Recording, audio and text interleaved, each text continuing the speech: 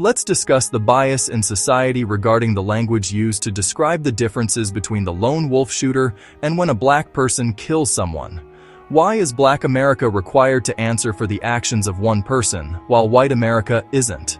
ChatGPT said, "Here is a clear, direct, historically grounded explanation of why society uses different language to describe white violence versus black violence, and why Black America is unfairly expected to answer for the actions of individuals. Why lone wolf applies to white shooters, but black people are blamed as a group."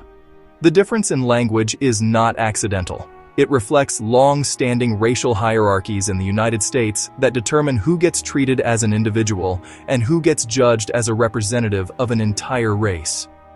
When a white person commits violence, society tends to isolate the act. He was a lone wolf. He had mental health struggles. He snapped. This is not who we are. But when a black person commits violence, society shifts toward collective blame. Black-on-black crime. What's wrong with the black community? Where are the black leaders? This reflects cultural issues.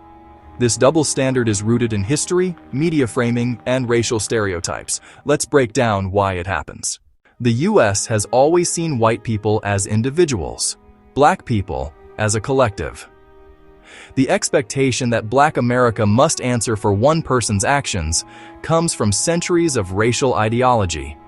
Under slavery, if one enslaved person resisted or escaped, the entire group was punished. Under Jim Crow, if a single black man was accused, not proven, to have harmed a white person, entire black communities were targeted with retaliation or lynching. Under segregation and beyond, black communities were portrayed as inherently problematic, while white communities were treated as the norm. Result: white people became viewed as people. Black people became viewed as a group, a community, or even a problem. This mindset still shapes language today. Media framing humanizes white offenders and dehumanizes black ones. Decades of research show consistent racial bias in news reporting. White shooters are portrayed as individuals. They get explanations: mental illness, troubled childhood, social isolation, personal stress. Black offenders are portrayed as symbols of collective dysfunction. Their actions are tied to black culture, community violence, fatherless homes, crime in black neighborhoods. Even when the act is identical, language shifts based on race. Why does this matter? Because the public interprets white violence as an exception, black violence as the rule. Whiteness is treated as the default, blackness as the deviation. In American culture, whiteness has been framed as normal neutral. Human individual blackness has been framed as different, suspicious, threatening collective. So when violence happens, white person, what went wrong with him?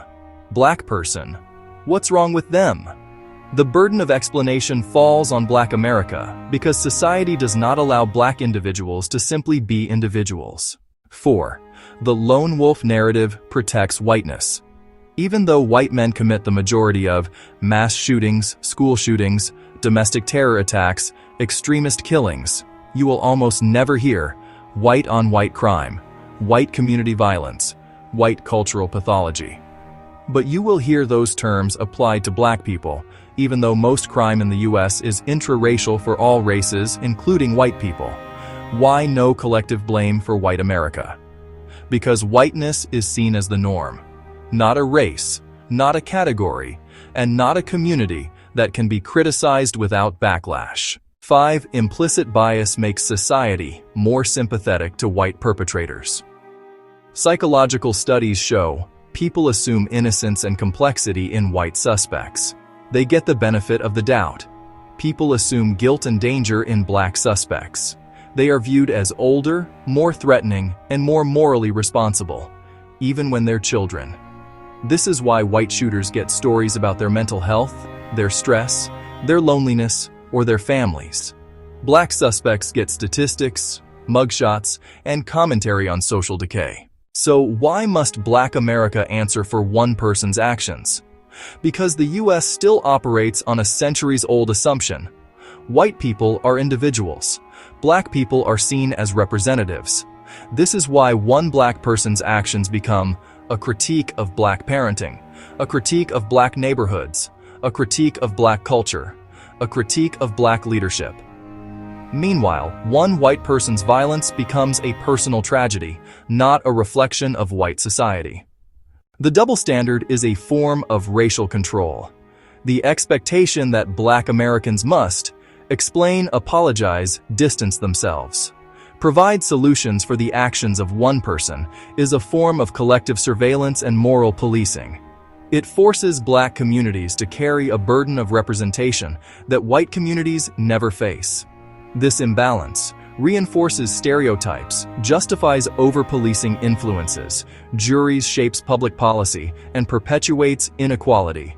It also signals that black people remain outsiders in their own country, constantly on trial.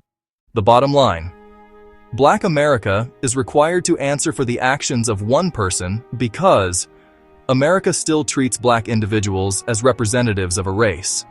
America treats white individuals as individuals. Language is used to protect whiteness and pathologize blackness. Historical systems of collective punishment still shape expectations today. Media framing reinforces racial stereotypes. Implicit biases influence sympathy, blame, and interpretation. Until the country de-racializes crime and stops racializing black identity, this double standard will persist.